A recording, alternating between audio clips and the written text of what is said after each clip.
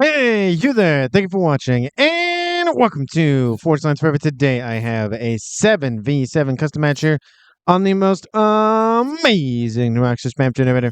So let's go ahead and introduce our teams and our players, starting off with Team 1 in the Northwest and ending with Team 2 in the Southeast. Starting off with Team 1's Southern player here, we have in Royal Blue, Death by Succubus. Definitely an interesting way to go out. He is a Cybern for this match here as a 1600. To the northeast here, we have in Chevy Crimson a Seraphim of Lieutenant Lich. He is a 1700. To his northeast, we have in Lightotan Kareem as an Aeon as a 1200. And rounding out the front line here for Team 1 as a 2100, the highest rated player on Team 1. And tied for the highest rated player overall, it is Will-O-Wisp. He is in Stitch Blue, again 2100, playing as a UEF. Towards the midline here, we have in Snow White, Chef Gary Cat. He is a Seraphim for this match as a 1700. And joining him in the middle here is Ferv. You know he's going to go for that tack nuke, Billy Nuke nonsense, so we're just waiting for it to show up in the game. He is a UEF. He is a 1600. Again, orange. The color orange is his color scheme for today. And the rear guard slide here for Team 1 in lightest red pink. It is Brittle. He is a Seraphim as a 1200. So for Team 1 side of the map, they have 3 Seraphim, 1 Cybern, 2 UEF, 1 Aeon, which means Team 1 has all of the factions represented on their side of the map. Starting off with Team 2's northeastern player, we have in Imperial Gray, it is Strider. He's a UEF as a 1500. In Ruby Red, next door to him is the UEF player of Colonel Kennedy. Kind of hard to see his comm in that very murky water there. He is an 1800 for this match, again playing as a UEF. To his west is the Rush player of Ekotan. Yeah, Ekotan, I think is how you say his name. He is a Cybern for this match as a 1200. And rounding out the front line here for Team 2 in Regal Purple, it is the highest rated player on Team 2 and tied with Willow for the highest rated player overall. It is Moy. He is playing as a Cybern for this match, again a 2100.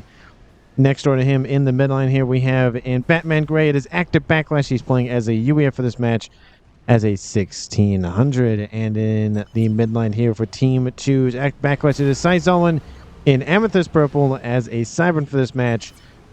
And he is playing as a 1500. And rounding out Team 2's backline here is the rear guard player of Shmuck Benny. He is in Emerald Green as an Aeon. For this match, the one and only Aeon here for Team 2, he is a 1500. So for Team 2 side of the map, like I said, 1 Aeon, and that leaves 3 Cybern and 3 UEF for Team 2. Team 2 only lacks the Seraphim faction for this match. And for these 14 players on the map, let's take a look at the reclaim situation. Currently sitting at... That's not really right to write home about. That's unfortunate. What is that, 300 mass per player maybe is what we saw? Not really a lot, but it's not zero. There has been a match where there's been, I think it was like 200 mass total or something. Very low, or it could have been 0. I don't know. Anyway, it's just very, very, very low. Come on, come action has occurred pretty early in the game here between Colonel Kennedy and Willow. Willow trying to go for, that's Colonel Kennedy's position here. Willow will force possibly Colonel Kennedy out into the water. He crossed that little pond over there to the east with his teammate of Strider over here. We might see, yep, Colonel Kennedy is dropping pretty quickly, but it is pretty much now calm be calm. Couple 1 or 2 units inbound constantly here from Willow, but there's not that much action or concern for Colonel Kennedy's life. He'll get out of there. We do see gun is done here for Echo in the middle. Range is on the way here for Kareem, already has speed. T2 on the way here for Lieutenant Lich. And I might have to start splitting things up, maybe, possibly, maybe. In terms of the Calm VCOM action, southwestern corner, we have 3 players headed in the westward direction versus Team 1's only player of Death by Succubus over here. So 3v1 in favor of Team 2, 3v1 in favor of Team 1 in the middle, and technically a 2v1, but really it's only Willow and Colonel Kennedy trading pot shots. So it's technically just a 1v1 with additional possibility on that eastern edge. Combat has occurred between Echo and Kareem in the middle. Not the first come action of the game, but hey, second is better than being third, and third is being better than fourth, and so on. Gun starting to hit for Moy in the southwestern corner. Surprised nobody on Team 1 or Team 2 in this northeastern corner has gone for any sort of upgrades. Colonel Kennedy about 50% hit points. Willow's still in the green, so at least a couple thousand more. I think he is definitely in calm suicide protection range, where he's not 2,500 hit points within range of the comms, AoE explosion when it goes critical. So something to watch out for if he does try to go for that Colonel Kenley against Willow. We do have Chef Gary Kent moving in, and we also see that Willow has gone for gun, with Brittle moving into the east to assist with defensive and offensive operations. There, T2 started here for both Ferb on Team 1 and Team 2's Echo Tan. And if Ferb's going for T2, we know Missile was going to be short behind that, so we're going to be watching out for those TAC missiles here shortly. Couple of interceptors fighting over here for Brittle, and who's that? That is Moi's forces, it looks like. We do see Gun is almost done here for active backlash, and Moi has finished with his gun. Gun started here by Death by Succubus. Has a couple of units nearby on the ground. A lot more units here for Team 2. But once that gun is finished, should be enough. You'll get some veterancy from these units and possibly get to 1 star, so might be able to recoup some losses if those two comms do engage one another. Gun is up to almost 50% there, but Moi is continuing to press on forward. No calm advantage in terms of hit points because it is a Cybran v Cybran affair over there. Gun started in the east here for Chef Garricat, and T2 has been paused for Ferb in the middle. We do see that Team 2's Saizoan has decided to stay in his base. He's gone for T2 air. Same thing here for, of course, the regular sub player of Schmuck Bunny going for T3 now. And here's come action between Death by Succubus and Moi. Gun has been started. Gun is done. T2 has been started and now finished. Death by Succubus will receive a couple of pot shots from Moi, but those forces will be forced back from Team 1. We do see Calm with a gun upgrade for active backlash now online, moving in to assist his teammate, and Schmuck Benny running around on this little plateau section over here. Well, not really a plateau, hill. I'll say hill, flat hill. Whatever. Tomato, potato. Some sort of geographical thingy. We do see Willow's transition over here going after Banzai! It says Strider. He changed his name there. Willow will receive the first kill of the game, or receive the first kill, not be the first kill. But in the southwest, we do see a similar situation. There's the explosion like we saw from Strider's comm. There he goes, first player of the game eliminated, and it is credited to Willow as 7v6 in favor of Team 1. And Death by Succubus does make it out of there with his life, drops to about 50% of his hit points, but his main base is vulnerable. There's a lot of Team 1 units here, no hover, that he will be breathing a sigh of relief there, but those two comms can make their way over there. They both have gun on board, so that is a concern if they decide to just hop over the nice little water over there and see what damage they can inflict. Team 2's Colonel Kennedy will inherit the base by Strider, or from Strider, and have two eco base currently. We'll see if that makes a difference or not. He is currently at a little over 100, but we do see active backlash catching up to him, as well as Saison in the 90s department. Or we do see active backlash dropping, could be power related. Shield started here for Team 2's Kareem, and there it is. There's the attack missile outbound from Ferv. So again, he's going to be throwing those out here shortly, and then we'll see T3 upgrade, which we know what happens after the T3 upgrade. They're going to watch out for that. We do see that Team 2's Mui has pressed the issue. Death by Succubus has made it onto his little home away from, well, actually not his home away from home. He is at his home. No units nearby here from Death by Succubus, so it will just be in favor of Team 2's Mui based on the veterancy and the hit points remaining. And he's going to take out a couple of Team 1 PD emplacements trying to be spammed up. I don't think those are going to be worth it. An explosion in the east. We see Saizawan goes after Willow.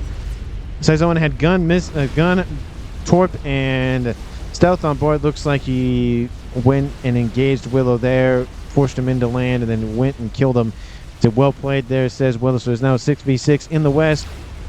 Mui pushing in, does drop into the yellow, but again, 20% more hit points on board. He'd be about less than 50% if it wasn't for that extra 20%. And Death by Succubus is going to hang out next door to him. Shield almost done here for Team 2's. Is that Kareem in the middle? That is Kareem in the middle. But nice grab here by Sazon. Gets a counter kill here for Team 2. Drops it to a tie game now, 6v6. Avenges his teammate of Colonel Kenny Lee. And again, like I said, most likely, I do apologize for missing it, but most likely it was a attack from the water with a torpedo comm. He popped out of the water and then just went and blitzed him down because he did stand pretty close to that explosion. So definitely indicates a more personal approach, I guess, to the personal approach to the death there. We do see that Chef Gary Cat inherits Willow's base. Again, the exact same situation here that we see with Colonel Kennedy. So both players in those positions getting those double bases just to help protect that eastern side. We do see Brittles over here as well. But Team 2's Mui continuing to pressure Death by Succubus almost in the red there. Not looking too hot. Strap Bomber inbound, shot down by Team 1's ASFs. Looks like they were trying to confirm the kill there. It's not kill steal, it is kill secure in this game. I don't believe in kill stealing at all, specifically for this game specifically. Other games, it actually does matter in terms of the money that is received from the kill. League of Legends, everybody knows what I'm talking about in that regard. But anyway, yeah, I don't believe in kill stealing in this game, because at the end of the day, you eliminated all the other players on the team. That's it. There's no coming back. There's no revives. There's no nothing. Everyone's dead, you win. If you all die, you lose. That is a basic way to win this game, essentially. Gun is now on board here for Ferb. So Gun, Missile, and T2 on board here for him. We do see a base here for Team 1's Death by Succubus to kind of hold out. He has a T2 land facility here.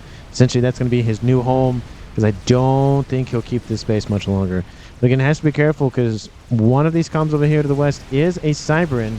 So torpedoes are a threat from a comm, so it has to be very, very careful allowing that comm to sit in the water for far too long. A couple of ASFs running around here for size on. We have 2 air players, looks like, for Team 2. Maybe we'll see extra backlash go for air. We have missiles outbound from Team 2. Ferv moving in with his comm on a Continental, and he's moving heavily far forward, going in. Oh, they're going to land right here. Not going to go fully into this base here from where you're going to lots of missile. Going after the mexes in the southwestern corner. T3 land online for Moye. Ferv not in a great position to be in if he starts spamming out those bricks. He needs to get on that transport immediately. And there's ASFs nearby. Are they going to see the transport?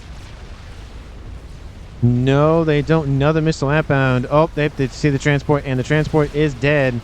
Looks like you're way too late to engage the thrusters there.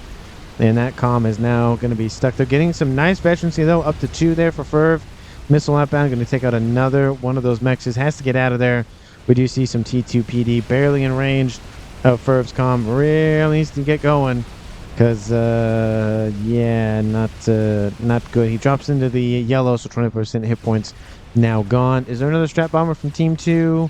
A couple of gunships, but nothing too crazy. It was just that one that we saw earlier. Team 1 has 2 air players, Ferv and Brittle.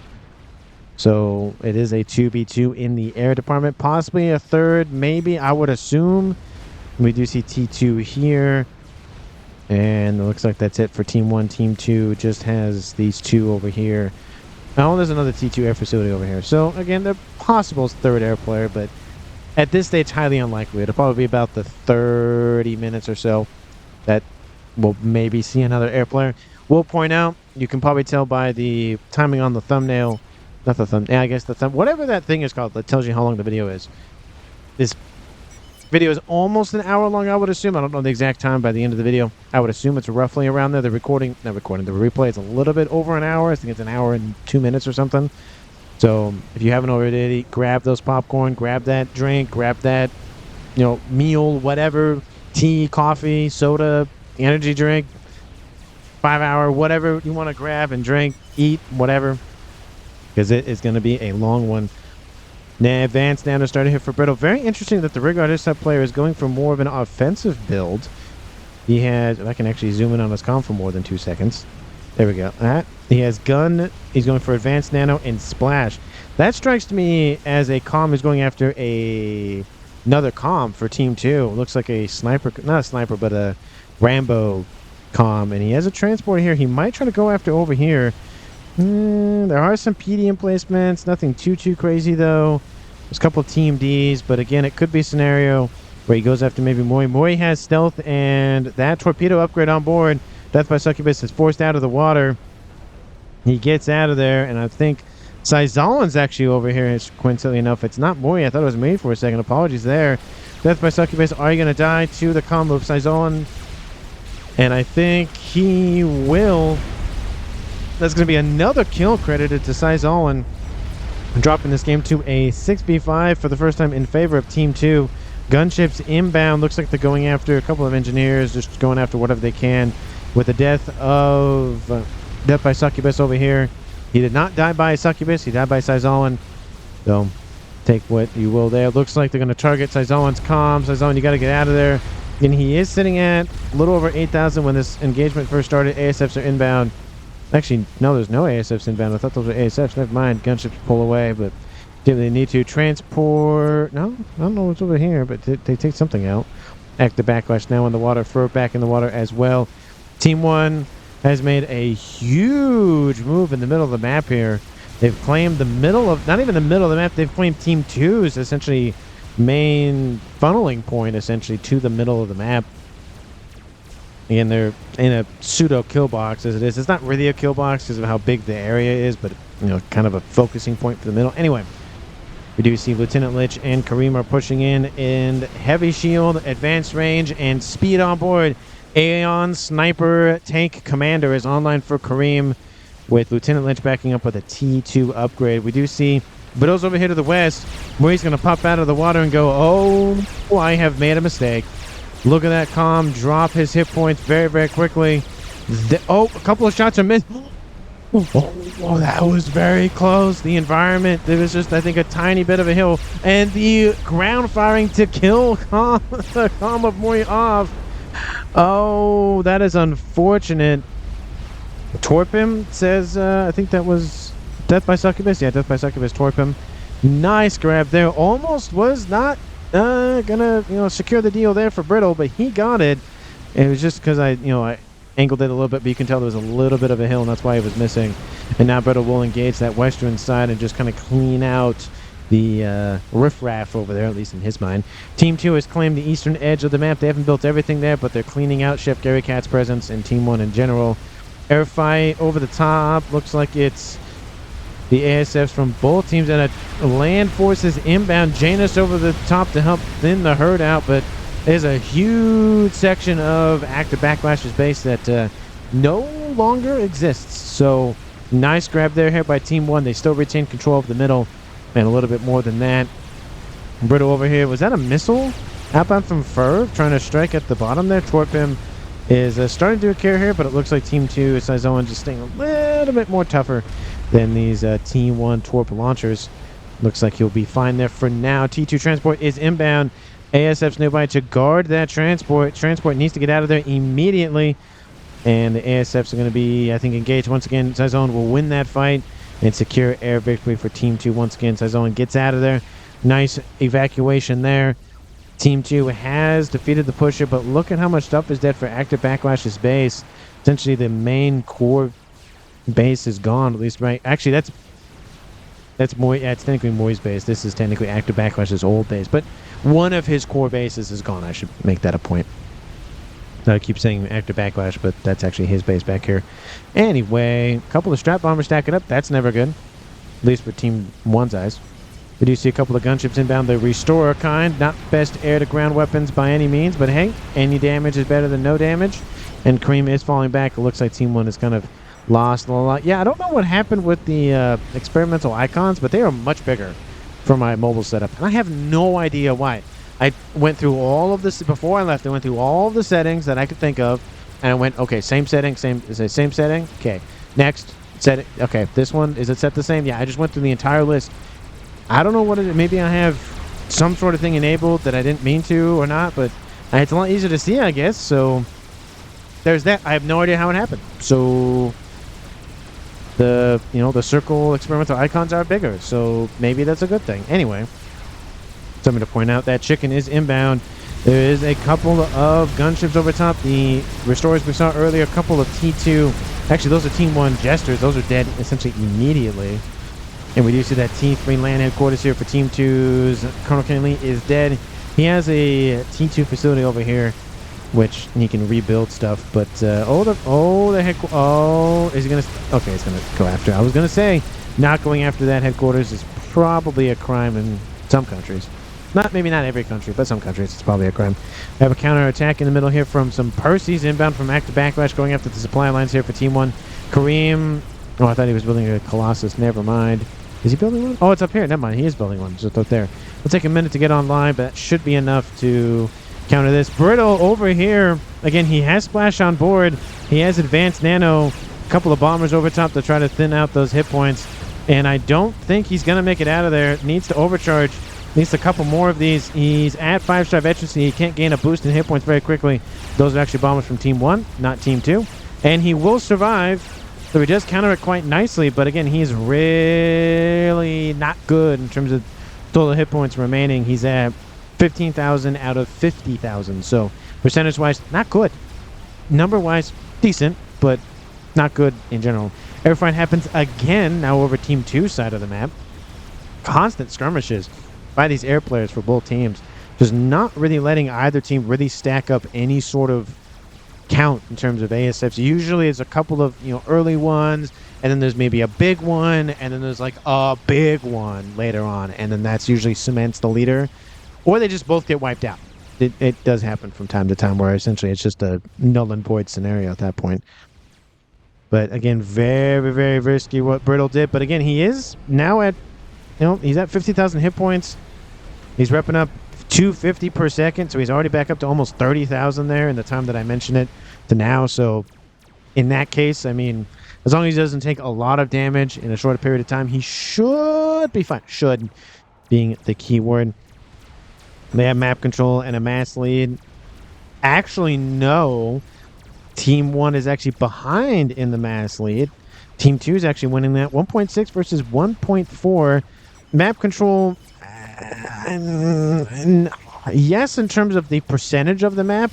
I would say in terms of the mexes, that's something we didn't talk about. We didn't talk about the mexes. I kind of forgot about that.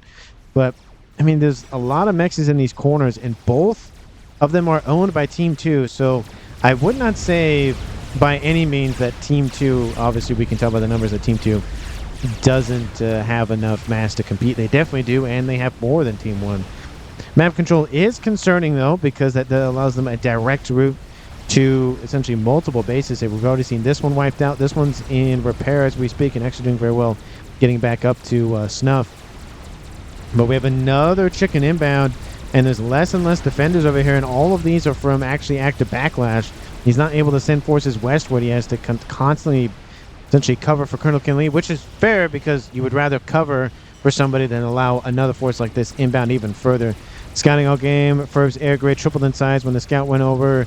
Gamers, what does this mean? Ooh, that is a nice air grid for Team 1's Ferv. And actually, that's not as big as I would expect from Brittle. I think he's too focused on his comm over here, which, again, not necessarily a bad idea because he's gotten a kill. He's defended a nice Percy attack, so he is doing things with his comm. He's being offensive with it as he can. Couple of Twort bombers over top going after some Percys, and now we have some broadswords. Best gunship in the game. Can't change my mind on that front. Going after these T3 mexes here for Team 2. So now the eco not as in favor of Team 2, but it's still in favor, just barely. And we do see in the east, Monkey goes down. I think that was from Team... Was that from Team 2? Maybe that was from Team 2. I don't know, but there's a crab online now for Saison, so that'll stomp out that chicken real quick. And now we have a Fat Boy online for Team 2's Colonel Kenny Lee. There's that Colossus we saw building earlier. And there's another one coming online here in a while. So that's going to be a little bit of ways off. The crab will win that fight any day of the week, especially with these Percys backing it up. Chicken's going to try to catch up to the... or get close to the Percys, but good luck doing that. Eastern side here, Team 2 essentially has full control. Strap bombers inbound. This is not going good here for somebody. And they're probably going for a snipe attempt. We have Chef Gary Cat over here underneath a nice little parashield. Has 2-star veterancy on board. Does he have T2? Oh, he has gun. And then Ferb is in the water still. And we have the Aeon Sniper Commander of Kareem. He's not going to be targeted. He switched out his speed upgrade for a intelligence gathering arm. So he is tanky range intelligence gathering. Tanky intel? Maybe tanky intel is maybe the way I'll put it. Colossus over here still taking a lot of fire. A couple of tickle cannons being built constantly back here. Doesn't think that'll stop that anytime soon, though. It'll tickle it literally, but not do a lot of damage. Of course, that's why I call it the tickle cannons. We do see Brittle emerging once again from the water. And we have Team 1's Lieutenant Lich in the water hanging out. Does look like that Colossus is going to dip back into the water and hide from that incoming Fat Boy. We do see another chicken inbound from Team 1's Chef Gary Cat. He's really pumping those things out. And there goes Chef Gary Cat to that bomber. Essentially annihilation there. Nice air snipe. I was wondering if it was going to be on him or somebody else, because essentially all the other targets for Team 2 were kind of just not in great spots, so they went for the easy one. They got it. It's now a 5v4, so it's now back in favor of Team 2 for Comms left alive. He did build a nuke, and he was building an artillery piece as well. This thing is half loaded. I don't like that it's right next to it, but again, I get, moving engineers across the map is a pain, especially large groups of them, so I do get the whole putting everything under one shield. There's benefits and disadvantages to doing both, of like putting everything in one basket and not putting everything in one basket. So we have, let's see, some bricks and some Percy's down here cleaning house here for Ferv. He took this position over once Death by Succubus died. He has a lot of ASFs as well. He's sitting over here with a nice little missile launcher. He's going for T3. We know what that means. Third, another explosion, possibly, maybe. And looks like all of those bombers got wiped out after the initial explosion, so, or actually initial pass, so not a secondary opportunity there. Artillery almost in the green. Team 2 doing anything big and fancy and annoying and the whatnot. Artillery has been started, almost done. Going for a second one right after that. Strat bombers going after these units here for Team 2's not Death by Succubus, sorry, for Shoot. Active backlash. Bombers do not spread out in that attack, but it looks like they'll deal with most of them. That's a decent amount of bombers for Team 1. I'd say about half a squadron, so about a wing. So 6, and then close to a squadron. So say about 20, a little less than 20, I think, for Team 1. They could go after the comm of somebody, but Team 2's comms are all right here, except for one, and that's back here in the corner. He's like, I'm not interested in no pool party nonsense. Colossus inbound, heavily damaged, goes after more and more of those mexes for active backlash. He's just getting his teeth kicked in by those raids from Team 1. Bombers are inbound. Are they going to go for the artillery piece? ASFs will spot them. They probably will kill a couple of them off. The shields, I think, I don't think they'll hold for that long. Bombers will get maybe one pass in. Shields coming online. Oh, they'll hit a pigeon, but they won't kill anything off. And I don't think they'll get a secondary pass. This isn't gap, says Kenley. And they do get a pigeon, so that is one. But that is all that they get. Artillery piece landing in. Will it be great? Ooh, oh, shield goes back online. Luckily the shield came online, because that would have been really not good. And then it hits down there. Looks like a possible artillery piece here for Team 2 could be in the works here shortly. But it is now 1v1 with a possible nuke on the way. Possible nuke is on the way. And it is loaded. Imagine if a nuke just landed here. Just imagine 4 players dying back to back to back to back. That would be devastating. Essentially a game-winning move. Now, if Team 1 knew about that, do you think they would launch here? Honestly, with that many players there, everybody's going to know, we got to move. Just move. You might as well go after a base or something. I mean, again, the risk, it definitely is worth the reward, but the likelihood of it happening is very low. So, maybe you'd get one that wouldn't move, but you wouldn't get all 4. There's no way. Players like these, between 12 and 2100, yeah, there's no way they're not. There's no way that they're not moving in that scenario. Especially with them being stacked up like that. 35 minutes on the clock. Team 1 has lost 3 players. Willow, Death by Succubus, and then Chef and Gary Cat. Team 2 has lost Strider and then Moi, which makes this a 4v5 in Team 2's favor. Team 1 and Team 2 about the same eco, 1.7, 1.6-ish. Again, the numbers keep going up and down. 1.8, so again, nothing really super in the lead for one team or the other. Map control. The mill's in favor of Team 1. We have 3 Colossi inbound. That's going to probably tip their favor a little bit. We do see Brittles on the front line as well. He actually might be the next casualty here shortly. But let me know down in the comments who you think is going to currently win this game. Of course, if you haven't done so already, please like and subscribe to the channel. As always, thank you so much for watching. I really do appreciate it. There goes that Fat Boy killed off by Brittles Calm. And he's now being focused down. He's dropping hit points slowly, but again, he's repping 250 a second. Lots and lots of hit points. One of those Colossi, actually that Colossus is dead, that Colossus is dead, that chicken is dead. Percy's being the main unit that Team 2 is deploying to deal with experimentals from Team 1. Another chicken is inbound from Lieutenant Lich. And it looks like Brittle might have been off a little bit more than he can chew. That Brittle can be annoying to eat if you've ever had peanut brittle or anything like that. It is, it's not bad. It's not my favorite hard candy thing. Confection. That's the word for it. Lots of shields protecting this artillery piece now. They're going for the second one here. It's going to take a couple minutes to build that. Team 1 still has theirs. They are going for a second one as well. They're further along. So Team 1 will finish theirs before Team 2 unless a lot of mass gets thrown. Strap bombers over the top. Brittle is dropping below 1,000 hit points. This is the death of Team 1's Brittle. He's done a very good job here. He took out one player in the west, but unfortunately it's just not enough to survive long term. We have that blue nuke inbound from Ferv. He kills off a chunk of those. Percy's actually will do a very good job of keeping himself alive there because the bricks are going westward. The Percys are now somewhat engaged in the comp, but they're still focusing on Ferv's stuff over there. Team 1 is going to, of course, lose some mass income, and it looks like the artilleries are locked in that. Oh, so glorious. Just, we see an artillery piece. We shoot at artillery piece. We don't shoot at anything else until artillery piece is dead. So it is unfortunate when that happens. There's no let's go after other things kind of strategy, but sometimes you kind of just have to lock in. I get it, but it is unfortunate. That's why artillery wars aren't the funnest thing to cast, because it's whichever shield crashes first is essentially who wins. Not always, but usually.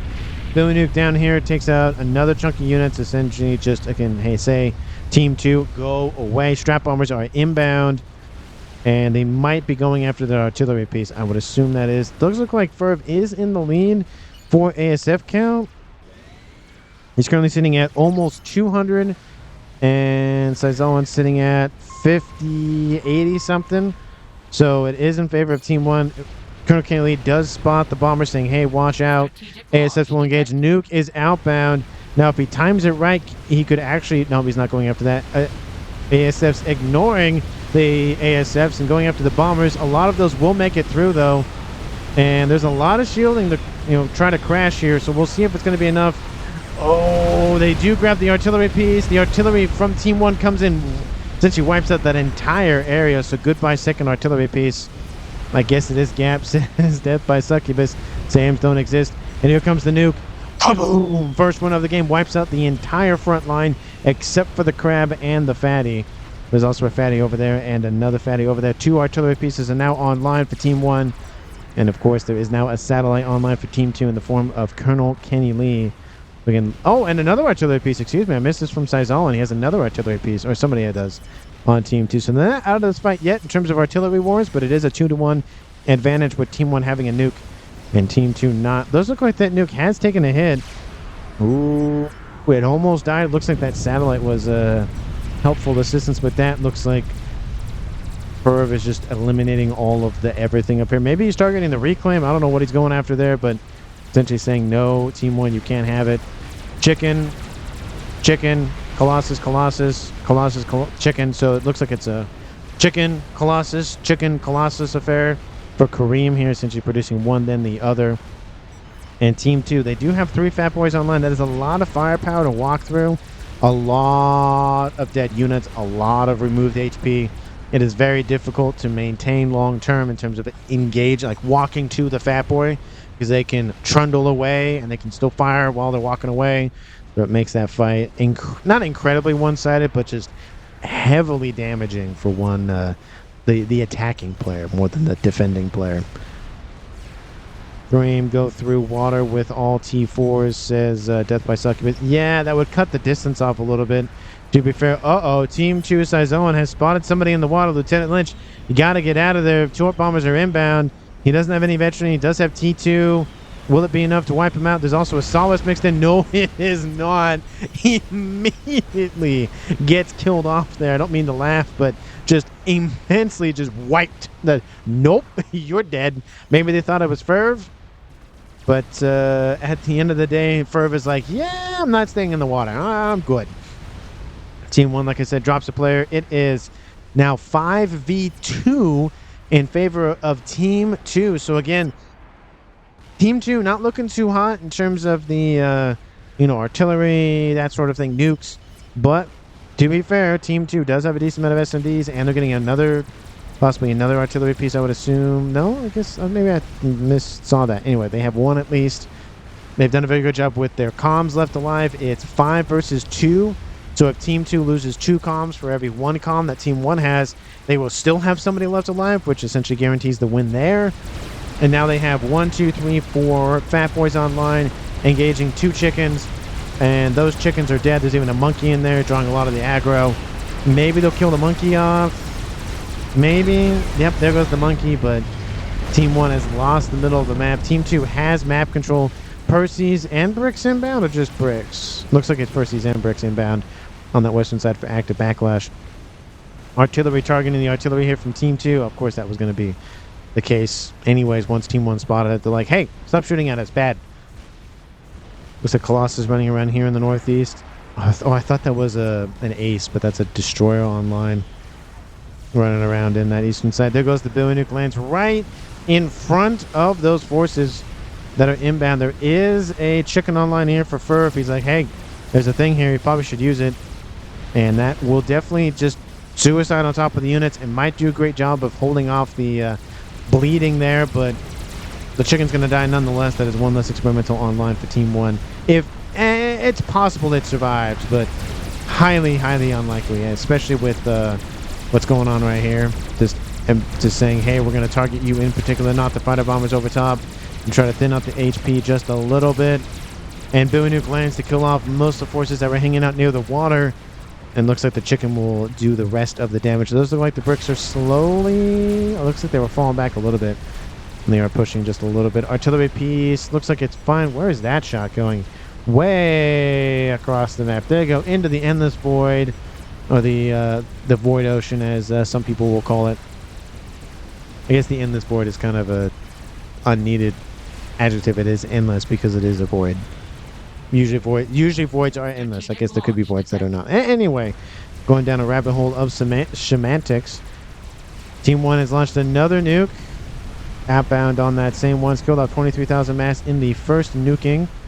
And looks like Fat Boy's not moving, so that actually would have been a good target.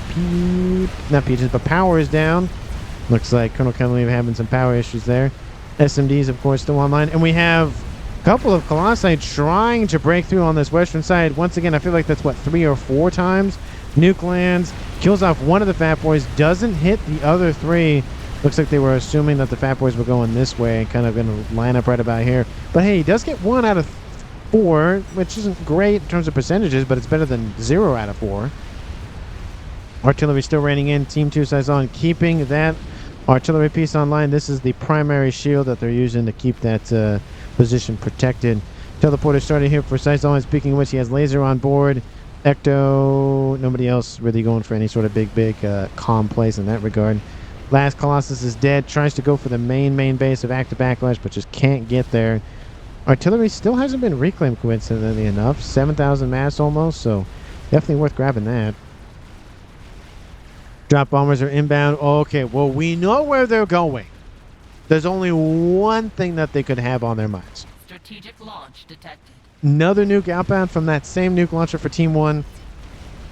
This game has kind of turned into a turtle match for Team 1. Again, a 2v5 scenario. You kind of have to turtle at that point. Risking it for the biscuit probably won't get you the win there. Drop bombers are inbound. Again, intermixing with the ASF's Team 1. They know that Team 2 is going to go straight for them. So he has to spread them out at least a little bit. Yep. ASF's going to get bogged down, at least the initial wave. Will a lot of them make it? Oh, I don't know. Oh, will any of the bombs drop? Will it be enough to overwhelm the shielding?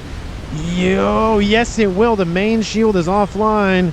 And there's 2 artillery pieces, shots inbound. There goes the artillery. Nice grab there from Ferv. Takes out the artillery. That is number 2 that they have killed. Is Team 1 building any other artillery pieces? Not here. Not that I can see. It looks like, oh, is this? Oh, it's a PGen, okay. That is a nice little rebreather here for Team 1. They took out the last artillery piece that's been bugging them. Pipelines over the top. We got a readout. Saison has lost some power, but again, still has most of those power reserves. Strap bombers over here. Looks like a similar attack is inbound. Western side heavily unguarded for Team 1, so that might be the avenue that they're thinking about. Last time Saison did an attack like this, he got a kill. We'll see if he can do it again. Team 1 has done, I think, 3 bombing raids. 2 of them were successful. 1 of them didn't really do anything. So, oh, it was close. That's right. The first one was close. The second one was a winner, and then the third one was a winner we just saw earlier. Shields are coming offline here, though. They're just slowly eating away at Saison stuff. Then she's going to just scratch him to death. We have a couple of Solaces over here. They're not T3 strap bombers. They're T3 torp bombers. No one's in the water anymore, so those, honestly, are useless. I mean, maybe they could be thinking somebody's hiding here, and there is a unit there, and there is an engineer there, but maybe he's trying to fake that these are strap bombers, and as a distraction while the real strap bombers are inbound over here. That's the only thing I can think of. Oh my goodness, look at all the chickens over here. There was 1, and now 4 of them have now appeared, and it looks like they're going to go for... Oh, Team 1 Saison teleports in, goes after first comm. Nice grab there. Adds a lot of confusion into the mix. And those strap bombers were going in to secure the kill. So rather Saison... Oh, he got... No, he didn't get out of there. Unfortunate, but again, he goes for the kill, and looks like they go for Kareem. He had some shields nearby. Again, he does have the 25,000 hit point shield plus his additional whole hit points. So, kind of not gonna easily kill him with strap bombers. Attacking the west. The chickens continue to move southward, and they use the confusion to invade. Nice change of pace there. Not change of pace, but there's 2 chickens still here. So the base might not look good here in a minute, but the forces are going to die. So right over the top here again, it is a 4v1 still in favor of Team 2. And now again, a 4-1 advantage. Even if Team 2 loses 3 of their comms, as long as they kill the last remaining comm for Team 1, they win the game. So... nice suicide play there by Saison. Even though it wasn't, a clean in and out, he did at least, he had his main plan, which was telemaser the comm. He had his secondary plan of bringing in strap bombers to secure the kill. So, great planning there by Saison, and now some of that air grid is being eaten alive by a nice little satellite up in the sky. Looks like the artillery piece back online for... Oh, I thought it was a Mavor. I was so happy for about 2 seconds.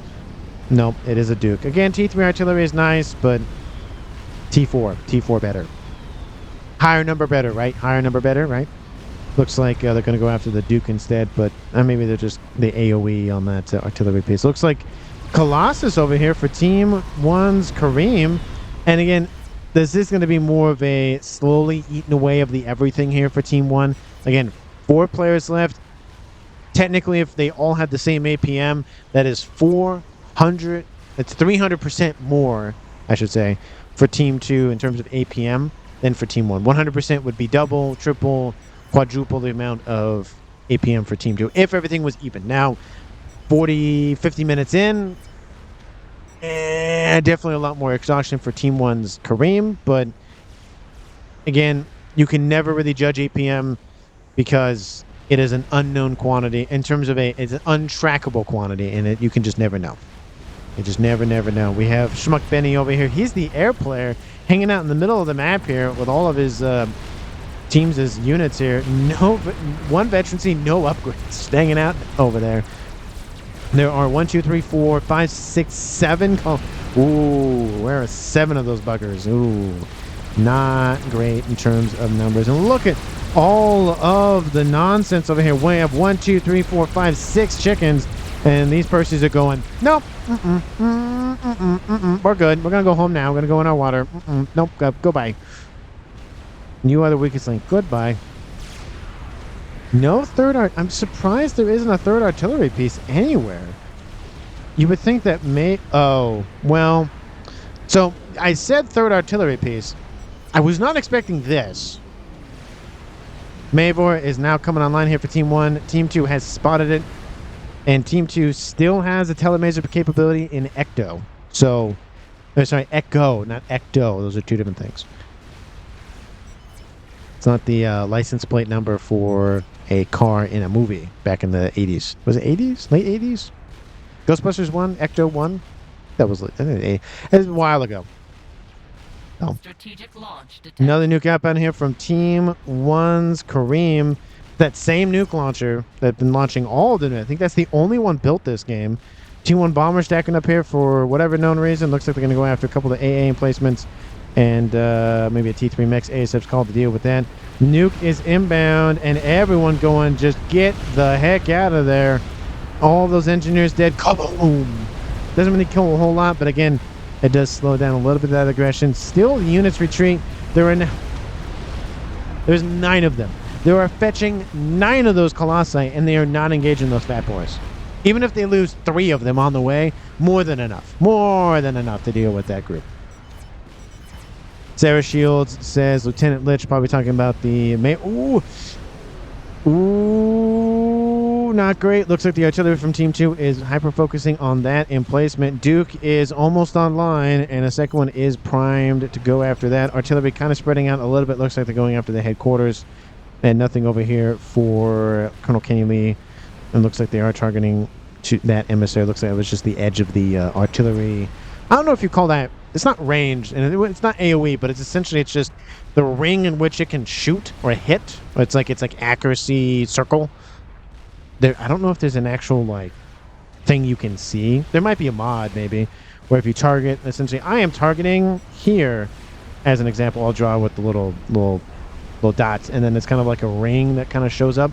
If you've ever played World of Tanks, if you play as an artillery tank, the longer you look at a location on the map, the ring gets smaller and smaller. It's that sort of thing as well. And granted, the ring doesn't get smaller in this game, but there's still a ring of this is where the possibility that you can hit. Colossi are inbound. One Fat Boy has been destroyed. More of them are inbound. It is the march of the Colossi, excuse me. And that monkey is going to get killed off here shortly. Those Colossi have stopped, though. Second Fat Boy is down. Second Colossi is down. Colossus is down. There goes the last monkey. Monkey no longer shooting at that. I would assume that these 3 would probably split up and go after the one Fat Boy. But there's still 3 Fat Boys escaping or escaping, depending if you say it one way or the other. How was the... oh, that's unfortunate. I look away for 30 seconds and now it's gone. That is unfortunate. Artillery still raining in on now this position for Team 2. Looks like it's going after the SMD maybe. Oh, that is loaded with 7 anti-nukes.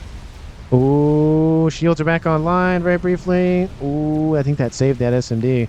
But there's still a backup one right here, and there's another backup one up here, so it's going to be a little bit more time for Team 1 to launch a nuke at a very important target. It does look like another Colossi is dead. Colossi. I keep saying Colossi when it's Colossus and Colossus when it's Colossi. 3 of them are dead. 5 of them in the water. 4 of them are dead. This one went over here. Trying to chase that Fat Boy, I would assume. And the Mavor has been continuing to be built. No pigeons next to it. Sarah shields are being built as we speak. Pigeons up here being wiped out. That's not great. Team 1's essentially lost most of their air grid. Artillery still targeting the nuke. Kareem hanging out underneath the shielding. That's probably a smart play there. Even if the Mavor is done, even if it gets completed, the problem is it's going to take a decent amount of time to carve through this artillery position. Technically this one, but it's kind of one and the same. It's kind of sharing some shielding and whatnot. And then carving out the rest of the bases. Do not tell me they're trying to go after the comms in the water. That's not going to work. Even if Team 1 knows where they are, it's not going to work. So there's enough shielding here protecting both of the I mean, this line is doing a lot of the work protecting the new artillery pieces coming online. The one on the edges are kind of just on their own, but it's gonna be very, very well. If the Mavor comes online though, good luck. Mavor is knocked. I look away for 30 seconds again and then it's gone. I don't think it's gonna finish. Maybe it's a power concern? No, he has plenty of power. it's not that. I think he might just be out of options at this point. Strap bombers are inbound. That's not going to be enough. They activate their stealth mechanic on board. Or is it stealth? Yeah, it's stealth. Stealth radar, not stealth cloaking. Having a cloaking strap bomber would be insane. One of the artillery pieces is dead. Oh, the shield is offline. There goes the nuke. Ooh, it just looks like it's just enough to punch through the shielding here for Team 1 from these 2 artillery pieces. Is there a third one now online? Nope, still not online. Unless there's a third one that I just don't know about. I think it's due to the fact partially that there's just so much more shielding for Team 2 than for Team 1. There's not that much shielding here. I mean, it's essentially been the same since whenever the first artillery was built, roughly. Maybe after the second, well, a little bit before the second one. Excuse me. I still have a cough once in a while. It's kind of annoying. But I'm not sick. I just have a cough, which is weird. Anyway. But it's not like a consistent cough. I think I coughed once today, maybe twice today. That's it. So that's, maybe just water went down the wrong pipe or whatever. But maybe we're going to be built for maybe the fourth time, third time. 57 minutes on the clock here for Team 1. I kind of want to have the thumbnail be like, stop trying to make it happen. But that kind of gives away some of the plot of the cast is it isn't working. Granted, it could work at some point. You never know. Like, this thing could be built. Team 2 goes, okay, we're not going to win the fight, and then leaves. But again, 3v1, even if like I said, even if a Mavor is built, you would need a Mavor, a nuke that's constantly firing, a whole bunch of other stuff. The land is not going well for Team 1. Essentially, it was kind of going a little bit downhill for Team 1 once... who died before Ferb? Was it Lich? I think it was Lich. It was kind of going downhill a little bit, and then it was a 2v5, and then it was essentially a 4v1, and now it's a 3v1. No, wait, hold on. What did... Oh, Ecto died. I missed Ecto's death. Oh, I completely missed that. Apologies. Was that the teleport right here? Maybe? It wasn't over here. Yeah, I must have missed that death. Apologies. I completely spaced that. Maybe I was looking at something and then I missed the notification. I was like, wait. I thought it was 4v1. But no, it is 3v1. Again, apologies for that. Something I miss, of course. But the map control, again, still heavily favoring Team 2. Team 2, Eco 2.1 versus 1.3. Yeah, I don't think this is really going to go Team 2's way at this point. Oh, sorry, Team 1's way at this point. I mean, the walls are closing in. The artillery piece is still alive, but still, we have 3 lasers over the top here. Man, those icons are very big. Jeez. It does make them easy to see, though, to be fair. So maybe I will just accept it. I don't know what happened to him. Maybe we're at over 25%, almost 50, but I just don't think it's going to happen. Looks like currently giving active backlash some mass. They're going to start a Mavor because why not? That's number 3 and 4 online for Team 2. That's enough. That's more than enough at this point. With what's left here for Team 1. That's unfortunate. Solaces are inbound. There's a couple of AA placements. They're going to hit the shielding, actually, with those torpedoes. Some of them will drop. Some of them will actually hit the land. Kareem will get back onto land, but artillery is probably going to kill him at this point. Mavor at almost 50%. And in the west, Percy's and Bricks rampaging around. I think that's probably the best T3 unit, mainline unit combo in the game is Percy and Brick. You could probably comment that, it's probably the best land one. The best naval one is going to be, obviously, Brick and Otham. Because, A, 2 of the 3 of them, those 2 and Percy's can go in the water. Harbingers can't. And both of those have torpedoes. So, and Percy's do not. Oh, watch out where you're shooting that Team 2. You're hitting your own units. 3rd, 4th satellite over top here for Team 2. 3 of them online for Colonel Kenny Lee. Yeah, 1 hour pass. This is officially an epic in terms of the 1 hour replay time. Ravagers being built to defend. It's only going to delay the Mavor being built at 4,000 HP. It's 50% done. This is almost at 50%, so has caught up and will build sooner or faster. And I just, there's not that much that Team 1 can do at this point. Donut is inbound, and I know what it's going for. More strap bombers inbound to cement the point of, hey, you're not going to have an artillery piece online here soon. Most normal Ooga Booga. This game was insane. Yeah, it was intense by any means. Strap bombers going after. Oh, they killed the Autumn. Oh, he was just standing there doing nothing. Oh. Let's see. The ASFs will suicide on top of the Tsar. The Tsar, of course, activates its shield. Does a lot of damage to the ASFs. The ASFs may actually kill the Tsar off. Oh, it's going to be close. Oh, it dies. I think the lasers actually were hitting it as well. Kareem, nah, not a big deal. 1 hour, 1 minute on the clock. Strap bomber is still ground firing, and there it is. It was just high enough in terms of how deep that water was to win the game with the strap bombers. Team 2 wins it. 1 hour, 1 minute, and 44 seconds on the clock. Team 2's MVP.